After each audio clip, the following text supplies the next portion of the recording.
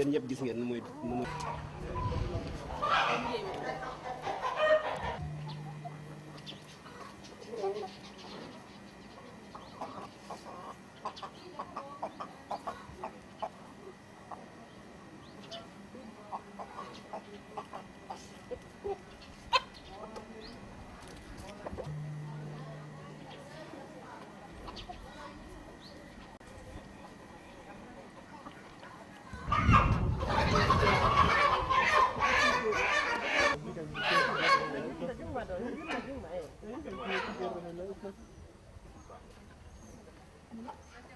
Bonjour docteur et présentez-vous à notre micro. Voilà, moi c'est Dr Dieye Abdoulaye. Je suis le chef du CIMEL de Mbahana. Donc le CIMEL c'est le centre d'impulsion pour la modernisation de l'élevage. Et actuellement il y a 3 CIMEL qui existent au Sénégal. Donc le CIMEL de Mbao spécialisé dans l'aviculture, le CIMEL de Dara qui est spécialisé dans l'amélioration génétique et le CIMEL de Mbahana qui était au début spécialisé dans la production de lait, mais maintenant, suite à la demande des éleveurs, donc on fait la production laitière, mais également l'aviculture et, n'est-ce pas, l'élevage des ovins. Voilà. Voilà, docteur, présentez-nous d'abord le CIMEL de Mbao, le CIMEL de Mbahana, oui, et non de Mbao. D'accord. Le CIMEL de Mbahana est spécialisé dans la production de lait. L'objectif premier, c'était de montrer aux éleveurs comment faire pour améliorer les productions. Parce que l'État du Sénégal, à travers le ministère de l'élevage et des productions animales, a pour objectif de réduire la facture laitière des importations. Parce que l'État du Sénégal importe beaucoup d'argent, mais beaucoup d'argent sur l'importation des produits laitiers. Et maintenant, pour réduire cette facture laitière, donc, le ministère de l'élevage a pensé 2 objectifs, en tout cas 2 optiques. D'abord, l'amélioration génétique. Donc, parce que nous avons des races locales dont la capacité de production est très limitée, en moyenne 2 litres de lait par jour. Et si on fait une comparaison avec les races exotiques, donc, qui peuvent donner jusqu'à 30, jusqu'à 40, il y a même, n'est-ce pas, des races qui peuvent aller jusqu'à 60 litres de lait par jour, il n'y a pas de comparaison. Maintenant, la première vision ou le premier projet qui consiste à améliorer. Donc on va faire l'insémination artificielle, donc qui consiste à prendre des semences exotiques et à les inséminer sur nos vaches locales, et à la suite de laquelle on a un métis. Donc si c'est un mâle, on va faire l'embauche pour améliorer les aptitudes de bouchère. Maintenant, si le produit issu de l'insémination est une femelle, donc après croissance et insémination, on pourra avoir entre 10 et 15 litres de lait par jour. Donc on quitte en moyenne 2 litres pour la race locale pour arriver à 15 litres en moyenne, n'est-ce pas, pour la race exotique. Donc ça c'est un progrès génétique. Donc ici, nous ce qu'on fait, on fait d'abord la démonstration. Ensuite, les éleveurs vont choisir, n'est-ce pas, la méthode, n'est-ce pas, qui, n'est-ce pas, est en faveur, n'est-ce pas, est à leur niveau. L'autre possibilité pour améliorer la production, c'est l'importation des races exotiques. Je ne sais pas si vous avez l'information, l'année passée, l'État du Sénégal, n'est-ce pas, avec les éleveurs, donc on a eu à avoir environ 1000 vaches exotiques, n'est-ce pas, pour améliorer la production. c'est deux possibilités. Maintenant, il faudra faire une évaluation des deux méthodes. N'est-ce pas? Faire une évaluation pour voir est-ce que avec l'insémination artificielle ou avec l'importation des races exotiques, on a fait un progrès. Est-ce que la quantité de lait souhaitée a été, n'est-ce pas, l'objectif de production a été atteint. Donc, c'est les deux objectifs, n'est-ce pas, pour la réduction de la facture laitière qui ont été mis en exergue par le ministère de l'Élevage et que nous, services techniques, on est en train d'appliquer sur le terrain. Donc, à l'interne, on fait l'insémination artificielle et également à l'extérieur. Donc, les éleveurs ont adopté, n'est-ce pas, ce projet et ils sont intéressés. Donc, nous avons des métis à l'extérieur, n'est-ce pas, qui ont même commencé à produire du lait. Et l'utilisation de ces technologies ne pose pas de problème? Non, l'utilisation ne pose pas de problème parce que c'est des techniciens qui font l'insémination artificielle. Donc, le CIMEL de Mbahana travaille avec le CIMEL de Dara, donc eux, ils sont plus spécialisés dans l'amélioration génétique et ensemble, donc, on essaie d'atteindre le maximum, n'est-ce pas, de métis productrices de lait, n'est-ce pas, pour au moins relever le niveau de production. Et du côté de Mbao, vous travaillez maintenant sur l'agriculture? Oui, maintenant, pourquoi on a basculé vers l'aviculture et vers les autres spéculations?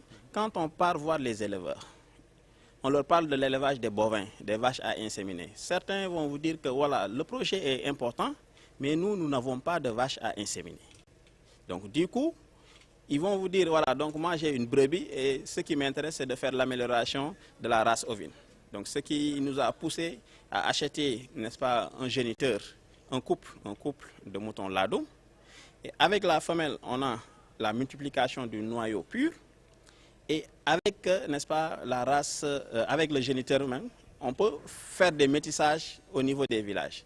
Et ça a donné de très bons résultats parce que l'année passée, on a eu à produire 13 métis, n'est-ce pas, issus de ce programme. Et jusqu'à présent, il y a la demande qui est toujours là. Donc, il faudrait augmenter le nombre de géniteurs au niveau du centre pour pouvoir satisfaire, n'est-ce pas, la demande au niveau, n'est-ce pas, local. Alors, ce qui vous a amené... Oui, ensuite, par rapport à la production avicole. Donc, le CIMEL de Mbao, son objectif, c'est de divulguer, n'est-ce pas, son programme dans le domaine de l'amélioration des poules locales. Maintenant, le CIMEL de Mbahana également va jouer ce même rôle parce qu'il y a aussi la demande au niveau local. C'est comme ça qu'on a demandé, on a d'abord formé 2 GIE, 2 groupements, n'est-ce pas? Et chaque année, le nombre de groupements augmente. Okay?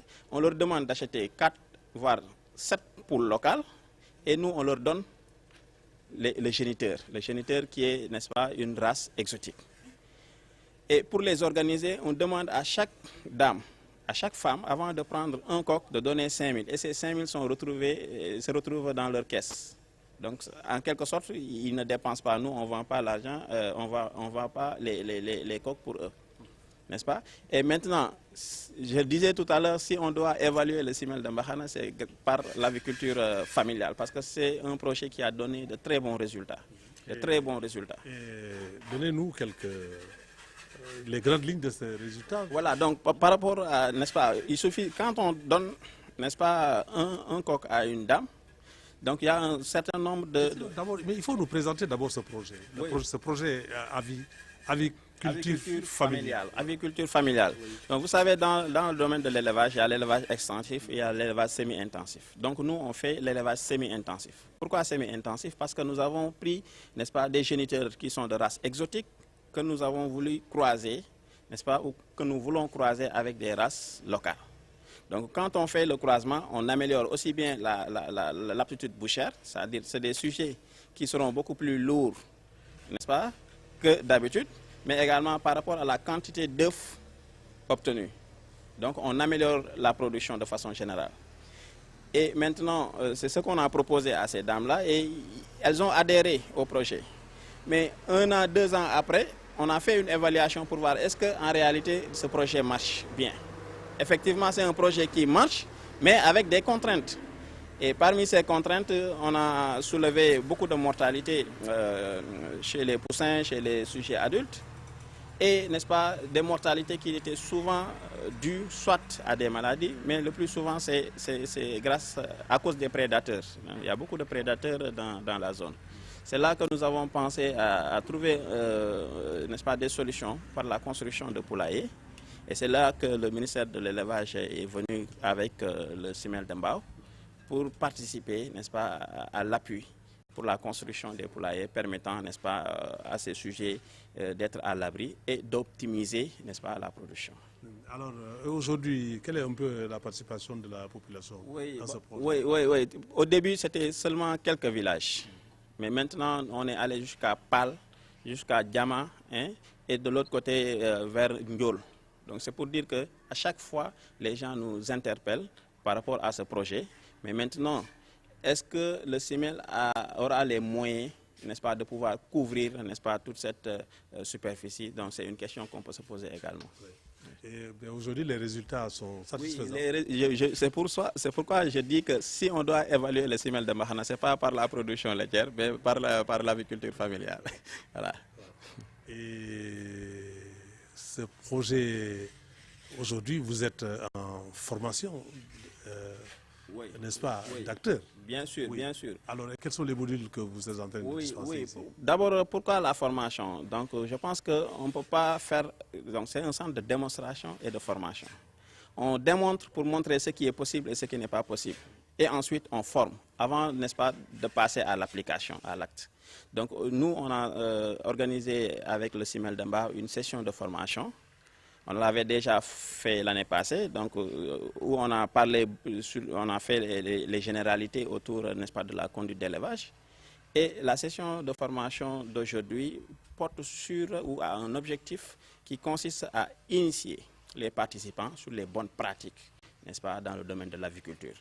Donc, comment vacciner? Parce que la vaccination, il est possible que, n'est-ce pas, les éleveurs eux-mêmes puissent vacciner, n'est-ce pas, leur propre sujet avec les comptes-gouttes au niveau de l'œil.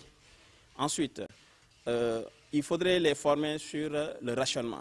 Donc, ce n'est pas pour concurrencer l'industriel, mais on parle de l'aviculture familiale. Donc, le niveau, en tout cas financier, n'est pas très élevé. Donc, il faut les permettre de pouvoir confectionner une ration par rapport à leurs moyens financiers, mais également par rapport, n'est-ce pas, à la disponibilité en intrants dans la zone.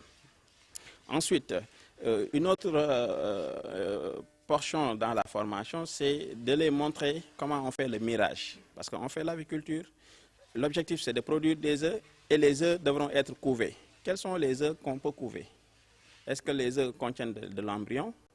Est-ce que l'embryon est vivant? Tout ça, c'est des réponses, n'est-ce pas, qu'elles pourront donner suite à cette formation.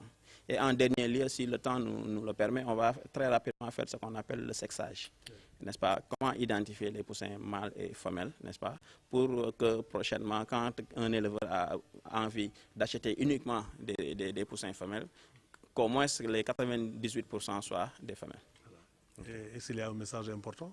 Bon, le message important, c'est que pour vraiment booster la production, ou les productions, de façon générale dans le domaine de l'élevage, il faut, n'est-ce pas, une implication de tous les services du ministère de l'élevage. C'est ce qu'on est en train de faire.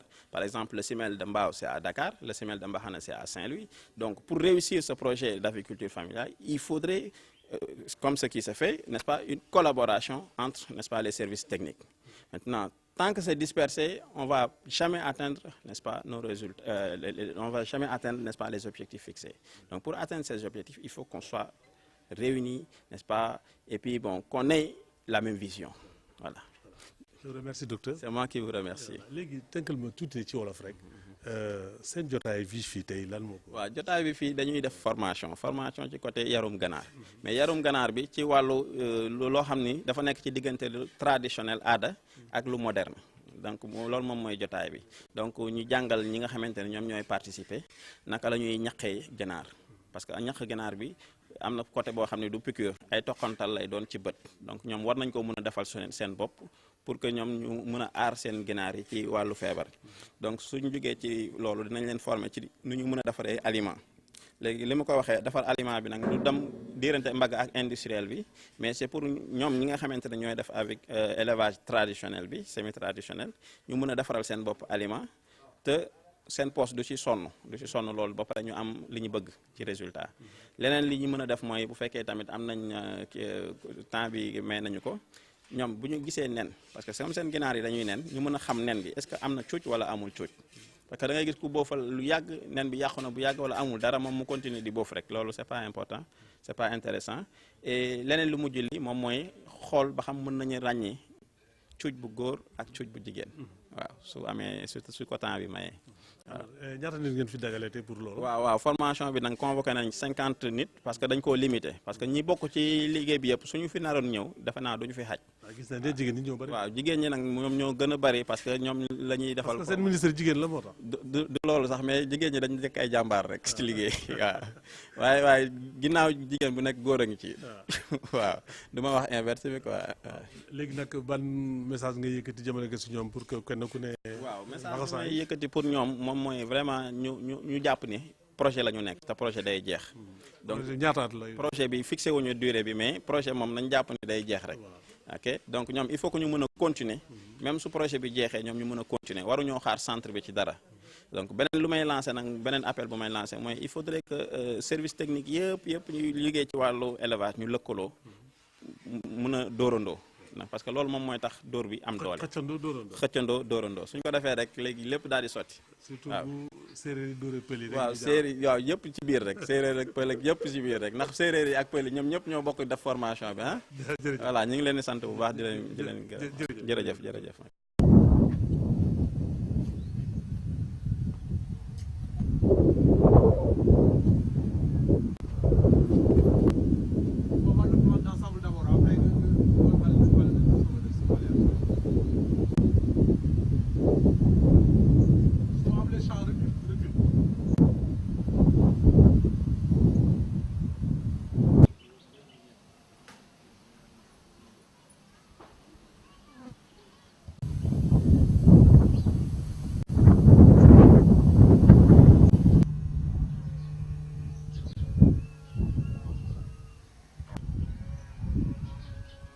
léegi kon ñu demal dañoo avancé lu ubbi docteur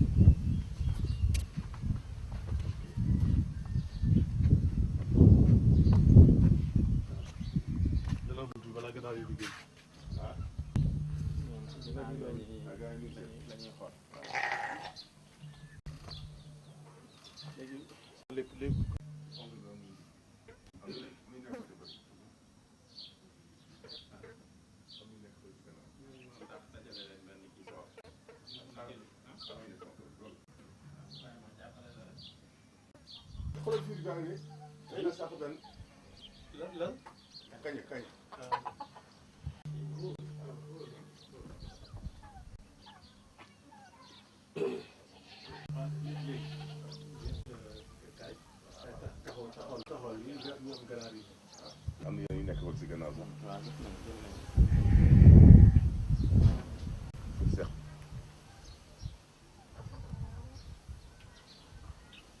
les coqs raceurs comme on dit. mooy coq raceur daf ci am solo parce que au début yi ñoo fi nekkoon.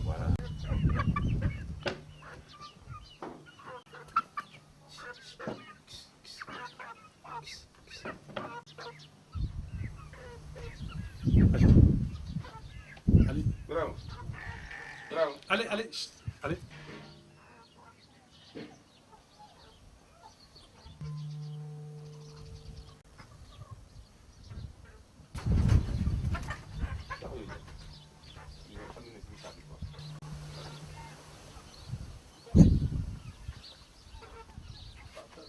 taxawal nii rek. nii ah. allez.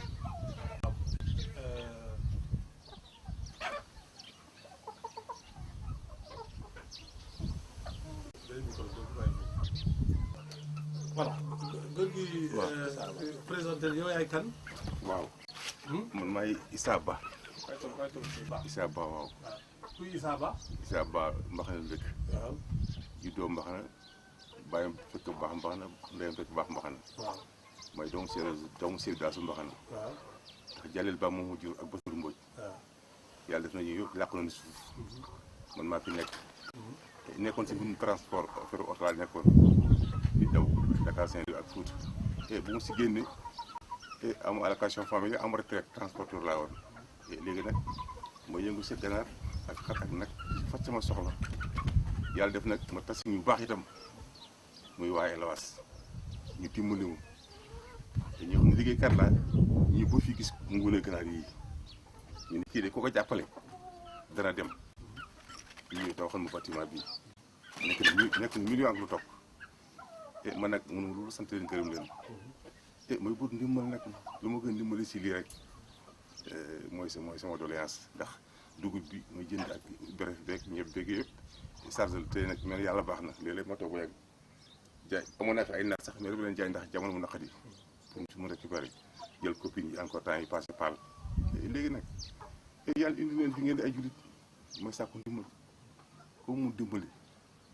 su ma amoon tey seng yi su ma amoon mur dama koy muré wallahi azim waaye nag dama di ndànk rek yaakaar yàlla yaakaar leen tànk bu di indi fii muy tànku jàmm yal nañ si yàlla jëlee ak fa jàmm docteur nag ak yoon bi dama leen di gërëm di leen sant ndax lu xew foofu ñu indi ma ko fii ku gërëm nit nag du gërëm yàlla da nga gërëm sa ko gërëm yàlla man daal fa la mën a yem daal. alors léegi nag yow da nga amoon sa poulailler traditionnel yoo xam ne yow yaa ko doon doxalal sa bopp. waaw kese yow jékki-jékki rek ñu indil la poulailler bu bees bi wallaay bi se tabaxal la ko. wallaay alors nag noo gisee loolu ak noo koy yan jàngat da nga jëlee. sama surprise daf ma neex ndax keroog bu ñu defee réunion fële gouvernance si boppam tamit nga ñaay ñëw tamit nga ñaay du ko def du ko day fii ba Matam laaxul képp kuy éleveur ñëw nga fa keroog maa ubbi science man Issa Ba bu kii waaye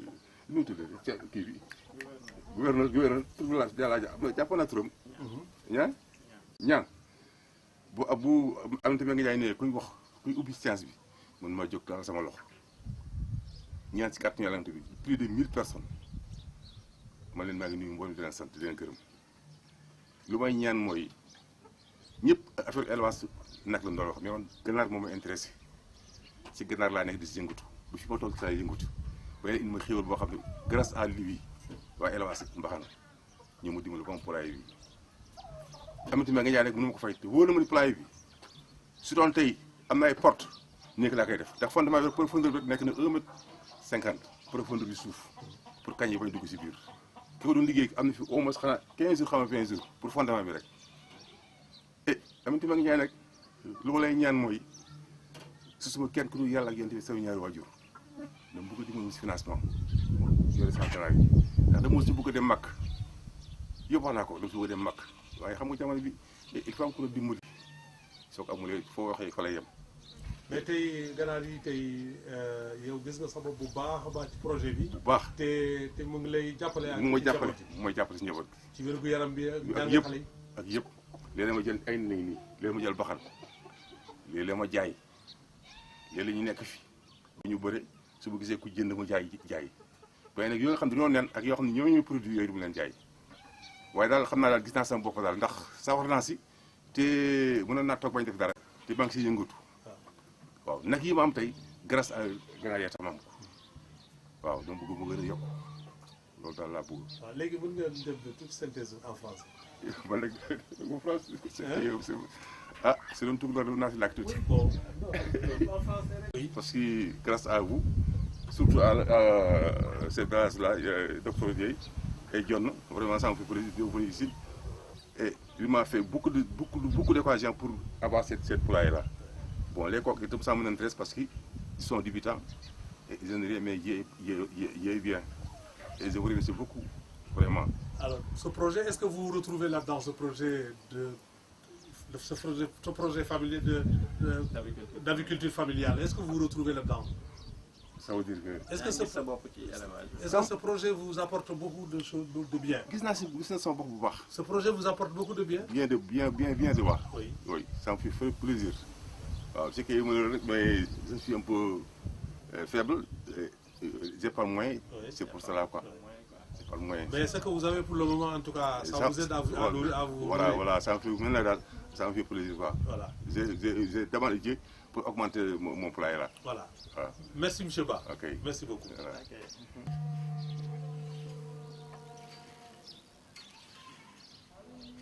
ah nenukaay bi ak beneen bi. waaw dama ñëw caa bi ñëw la vite la.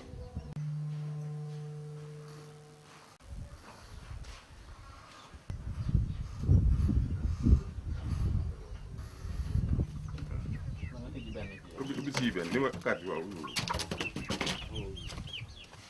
non bu mag. bon infirmière ba laa jëkk dugal si biir infirmière ba. soo ko seetee kii bi même bu tawal sax doo.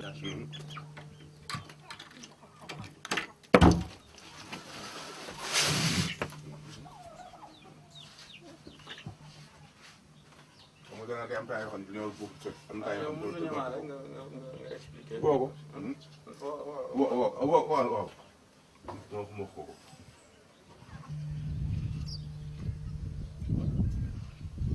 C'est bon.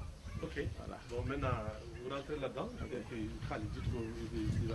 Qui a été construit par le ministère de l'élevage et des productions animales pour appuyer les éleveurs. Et quand je parle d'éleveurs, c'est les aviculteurs, n'est-ce pas, pour vraiment soutenir l'aviculture par la présence de beaucoup de prédateurs. Donc le type d'élevage ou le type de bâtiment qu'on doit construire doit éviter, n'est-ce pas, que les prédateurs soient en contact avec les sujets.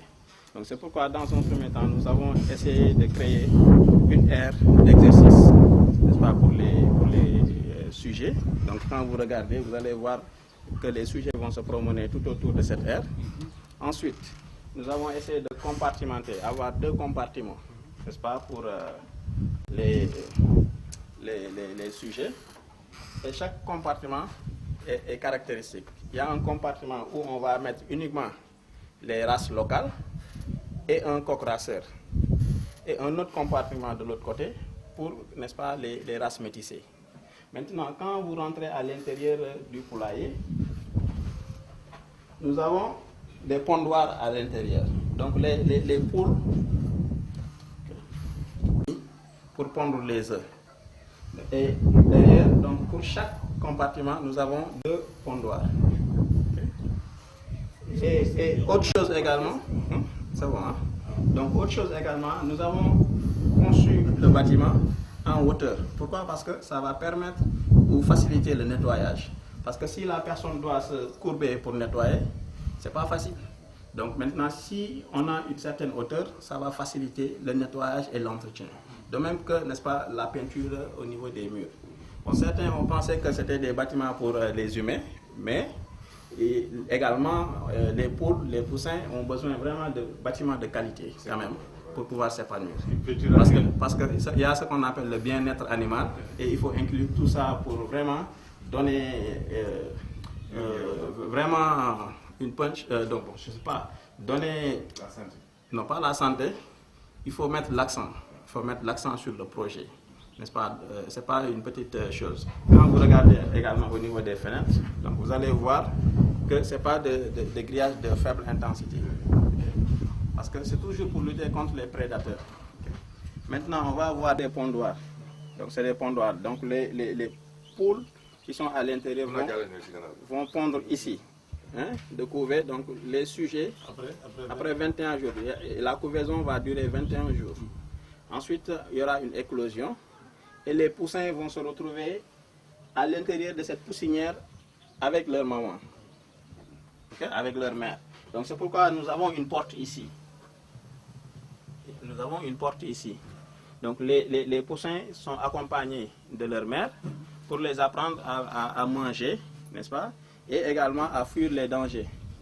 Maintenant, pour maximiser ensuite la production, on peut séparer les poussins de leur maman quelques semaines après. Et comme ça, très rapidement, la mère va reprendre la reproduction. Maintenant, ce qui est important à retenir, c'est l'aspect sécurité d'abord et l'aspect facilité, n'est-ce pas, pour l'entretien et le nettoyage. Donc c'est pour ça qu'on a construit des bâtiments comme ça. Mais également, il y a un peu d'ingénierie parce que le propriétaire, nous quand on a construit, on n'avait pas mis ces toiles-là. Il n'y avait que du bois. Mais pour montrer l'intérêt qu'il a par rapport à vraiment l'entretien du bâtiment, il en a acheté, n'est-ce pas, pour protéger le bois. Okay? Donc c'est des initiatives à saluer et qui permettent également de mesurer le degré d'intéressement, n'est-ce pas, du propriétaire. Voilà. Voilà, donc c'est vraiment des poulaillers modernes Mais également, il faut vraiment remercier le ministère de l'Élevage et des Productions Animales, le ministre Aminata Mbengue, parce qu'elle a compris très tôt l'importance vraiment de soutenir l'aviculture villageoise. Donc c'est pourquoi, avec le CIMEL de Mbao, ils ont décidé, n'est-ce pas, de porter ce projet, n'est-ce pas, au niveau des champs d'activité du CIMEL de Mbaxana. Et jusqu'où vont les ambitions du projet? Ça va au-delà. L'objectif, c'est d'abord d'initier, n'est-ce pas, tous ceux qui sont dans l'élevage, tous les agriculteurs, n'est-ce pas, sur ce qu'on a appelé ce matin, donc les bonnes pratiques en aviculture. Et maintenant, il faudrait que ce projet puisse générer des recettes. Donc, souvent, c'est des gens qui ont besoin d'appui, de ressources. Maintenant, il faut que ces ressources-là puissent être tirées à partir de ce projet. Donc, sinon, on n'aura pas réussi. Voilà. Alors, exactement, depuis quand le projet-là a démarré? Depuis 2012. Entre 2012 et 2013, on a démarré ce projet. On a fait une première évaluation et qui a sorti des manquements. Et ces manquements, c'était, n'est-ce pas, le bâtiment qui ne protégeait pas contre les prédateurs, qui ne facilitait pas l'entretien, le nettoyage, n'est-ce pas? Donc, à la suite de ce constat, on a dit que voilà, donc il faut des bâtiments. Et quand on a dit bâtiments, ce n'est pas des bâtiments vraiment, n'est-ce pas? Ouais, mais quand vous voyez ce poulailler, donc pour l'amortir, donc ça ne va pas s'amortir en 2 ans, 3 ans. Oui, Hein? Et le coût? Le coût, c'est un bâtiment qui a coûté au ministère plus de 1 million. 1 million. Oui. Oui. Alors, s'il y a à reprendre aujourd'hui, Oui. est-ce qu'il y a quelque chose qu'il faut retoucher? Bon, pour le moment, on est en train de voir, on est en train de faire le tour pour voir est-ce qu'il y a dans la conception des éléments qui manquent. Est-ce que le bâtiment nous permet de protéger, n'est-ce pas, les prédateurs, les poussins contre les prédateurs? Parce que c'est ça l'objectif premier. Le deuxième objectif, c'est de faciliter l'entretien et le nettoyage. Maintenant, vous avez vu les anciennes, je sais pas, logements, hein, ne sont pas éliminés. Pourquoi? Parce que si l'effectif augmente, donc il faut vraiment quelque part où on pourra les parquer. Et parfois même, ils sont nostalgiques de... Oui, en tout cas, ils seront libres. Donc, ce qui est important, c'est qu'il faut qu'on respecte encore une fois le bien-être animal. Oui, parce que ça nous donne des recettes. Donc, quand on a envie d'avoir des recettes, on est obligé de vendre, n'est-ce pas, soit les poules, soit les œufs. Hein. Donc, vraiment, je pense que, en tout cas, c'est un projet à saluer, vraiment. C'est un projet à saluer.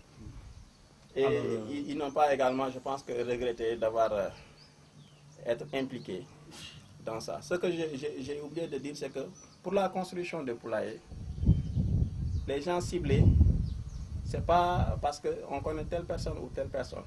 Lui-même, il ne savait pas qu'on allait construire un poulailler ici. Il l'a su le jour où le maçon est venu. Voilà. Hein? Pourquoi? Parce qu'il a fait quelque chose, n'est-ce pas, que les autres n'ont pas fait, en tout cas par rapport à la zone. Donc il n'y a pas de critères spécifiques? Les critères sont spécifiques. C'est-à-dire, on ne fait pas de poulailler pour des gens, pour quelqu'un qui n'a pas de corps, qui n'a pas de poule. Quelqu'un qui n'a pas de résultats, on ne peut pas lui faire le poulailler. On fait le poulailler pour ceux qui ont des résultats. Comme ça, les autres qui n'ont pas de résultats vont essayer de les faire stimuler, de même pour les stimuler. C'est tout simplement ça. Voilà. Ouais.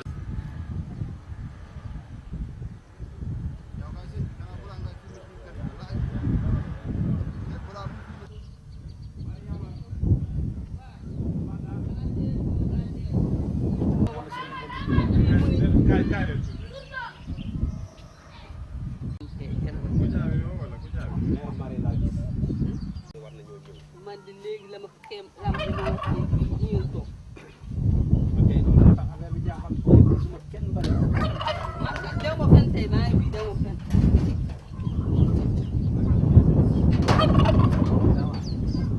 awas naa lii moo ci rawoon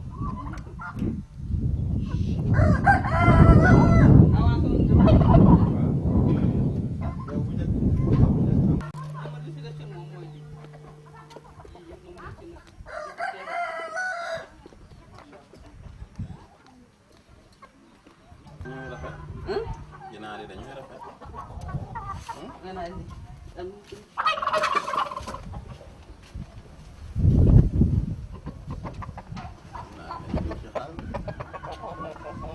c'est le géniteur quoi. Maintenant ak géniteur bi am na ci ay métis les autres baax na.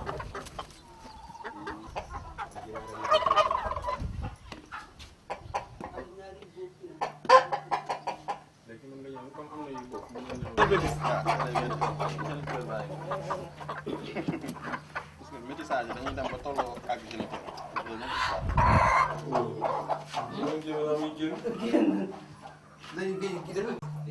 fee day am ndox.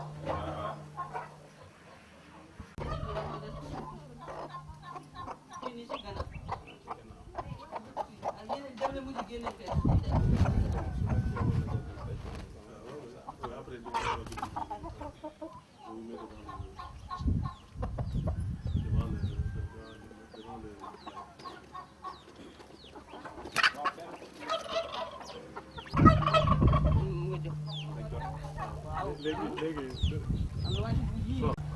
léegi soxna si xoolal caméra bi yow yaay kan. man maay Maari Yaman. ah. Maari Sow. Maari Sow.